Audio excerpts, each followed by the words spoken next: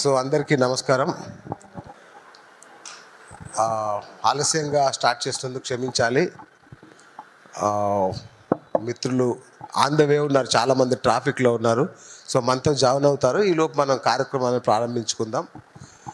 ఈ యొక్క మనకు తెలుసు, గత కొద్ది రోజులుగా ఆన్లైన్ మీడియాకు సంబంధించిన చర్చ జరుగుతోంది. అసలు దీని భవిష్యత్తు ఏంటి, దీని ఉనికి ఏంటి, ఎదుర్కొంటున్న సవాళ్ళు ఏంటి అంటే చాలామంది అన్ప్రొఫెషనల్స్, అంటే యూట్యూబ్ అనేది ఎవరైనా క్రియేట్ చేసుకునే అవకాశం ఉంది. సోషల్ మీడియాలో ఎవరైనా ఎంటర్ కావచ్చు.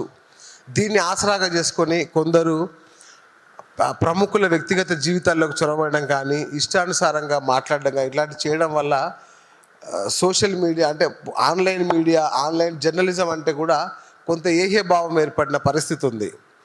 మరి దీని నుంచి మనం ఎలా బయటపడాలి? నాకు తెలిసి చాలామంది సీనియర్ జర్నలిస్టులు ఇప్పుడు డిజిటల్ మీడియాలో, సోషల్ మీడియాలోనే ఉన్నారు. పెద్ద ఛానల్స్ కంటే కూడా సోషల్ మీడియానే ఎక్కువ నమ్ముకొని అద్భుతమైన వార్తలు, అద్భుతమైన విశ్లేషణలు చేస్తున్నారు. ప్రభుత్వాలని పడగొట్టడం దగ్గర నుంచి ప్రభుత్వాలను నిర్మించే పాత్ర కూడా ఇప్పుడు సోషల్ మీడియానే పోషిస్తున్న పరిస్థితి. మరి ఇంత విస్తృతి, ఇంత బలంగా ఉన్న సోషల్ మీడియానికి ఇంకా తగిన గుర్తింపు రావట్లేదు. కొందరు పెద్దలు ఈసడించుకునే పరిస్థితి మనం చూసాం. మొన్న రేవంత్ రెడ్డి గారి వ్యాఖ్యలు అయితేనేమి, ఏదైతేనేమి, అతను మాట్లాడిందని తప్పడం నా ఉద్దేశం కాదు. మనం ఉన్న సిచ్యువేషన్, మనం ఇలాంటి సిచ్యువేషన్లో ఎందుకున్నాం, ఇంత అనార్గనైజ్డ్గా ఎందుకున్నాం అనేది ఇప్పుడు మన చర్చనీయాంశం.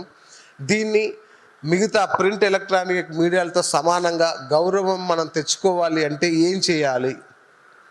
మనకంటూ కొంత స్వీయ నియంత్రణ, స్వీయ నిబంధనలు పెట్టుకోవడం ద్వారా మనం గౌరవం పెంపొందించుకోవచ్చా? లేదంటే మన జుట్టు తీసి వేరే వాళ్ళ చేతిలో పెట్టడమా? ప్రభుత్వం చేతిలో పెడతామా? లేదంటే ఇంకేం చేస్తామా? మనకంటూ ఒక ప్రెస్ కౌన్సిల్ లాగా, ఒక డిజిటల్ కౌన్సిల్ లాంటిది ఏమన్నా ఏర్పాటు చేసుకునే అవకాశం ఉంటుందా? ఇట్లాంటి విషయాలు చర్చించుకునే ఉద్దేశంతో ఇవాళ మనం ఈ కార్యక్రమం ఏర్పాటు చేశాము.